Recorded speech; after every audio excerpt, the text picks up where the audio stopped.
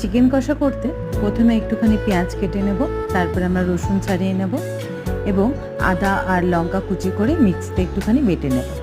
এরপরে গরম তেলে আমরা পেঁয়াজ দিয়ে নিলাম, ততক্ষণে আমরা কাজুটা একটু পেস্ট করে পেঁয়াজ ভাজা হয়ে গেলে তাতে আদা রসুনের পেস্ট দিয়ে নাড়াতে নাড়াতে তার উপরে একে একে মশলা দেবো, লঙ্কা, কাশ্মীরি মির্চ, হলুদ গুঁড়ো, জিরের গুঁড়ো, ধনের গুঁড়ো দিয়ে নাড়াতে নাড়াতে দেখবেন তেল ছেড়ে এসছে।